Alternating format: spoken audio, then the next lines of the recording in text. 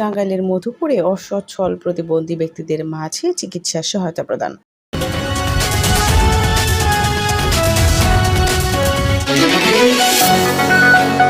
টাঙ্গাইলের মধুপুরে অসচ্ছল প্রতিবন্ধী ব্যক্তিদের মাঝে চিকিৎসা সহায়তা প্রদান।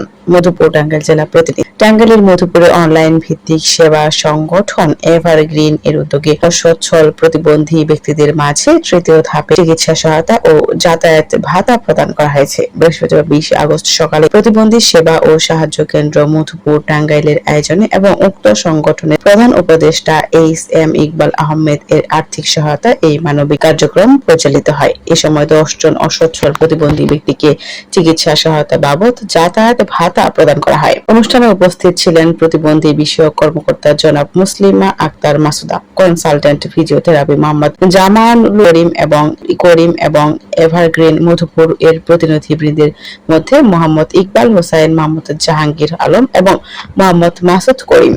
এ সময় অনুষ্ঠানে বক্তারা বলেন, সমাজের পিছিয়ে পড়া ও অসচ্ছল প্রতিবন্ধী ব্যক্তিদের আত্মনির্ভরশীল করে তুলতে এবং তাদের চিকিৎসা সেবা আরো সহজলভ্য করার ক্ষেত্রে এমন উদ্যোগ অত্যন্ত প্রশংসনীয়। সমাজের বিত্তবান ও মানবিক ব্যক্তিরা এভাবে এগিয়ে এলে প্রতিবন্ধী ব্যক্তিদের জীবনযাত্রার মান আরো উন্নত হবে বলে আশা প্রকাশ করেন উপস্থিত অতিথিরা। অনুষ্ঠান শেষে তালিকাভুক্ত 10 জন অসচ্ছল প্রতিবন্ধী ব্যক্তির হাতে সহায়তার অর্থ তুলে দেওয়া হয়। এ সময় স্থানীয় সচেতন মহল এবং সেবা সংগঠনের পক্ষ থেকে প্রধান উপদেষ্টা জনাব এইচ.এম.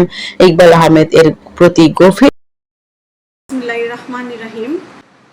আমরা সকলেই জানি এভারগ্রিনের উপদেষ্টা এইচ.এম. ইকবাল সাহেব একজন ভালো মানুষ, সৎ মানুষ, সজ্জন ব্যক্তি এবং সেই সাথে একজন সমাজসেবক। তিনি দেশের দূর প্রান্ত থেকেও দেশের বিভিন্ন অসহায় দরিদ্রদের মাঝে বিভিন্ন সময়ে আর্থিক সহায়তা প্রদান করে থাকেন। তারই ধারাবাহিকতায় প্রতিবন্ধী সেবা ও সাহায্য কেন্দ্রের বিগত মে মাস এবং জুন মাসে 20 জন প্রতিবন্ধী ব্যক্তির মাঝে আর্থিক সহায়তা প্রদান করেছেন। আমরা আজকে আপনাদের উপস্থিতিতে আরও 10 জন ব্যক্তির মাঝে আর্থিক সহায়তা প্রদান করব। তার আদর্শে অনুপ্রাণিত হয়ে আমরা চাই সমাজে যারা তার মতো এরকম বিত্তবান ব্যক্তি রয়েছেন তারা যেন প্রতিবন্ধীদের উদ্দেশ্যে সহযোগিতার উদ্দেশ্যে হাত বাড়িয়ে দেন, তাদের সুপ্ত প্রতিভা বিকশিত হওয়ার সহযোগিতা করেন, তাদেরকে সমাজে এগিয়ে যাওয়ার জন্য প্রতিষ্ঠিত করার জন্য সহযোগিতা করেন।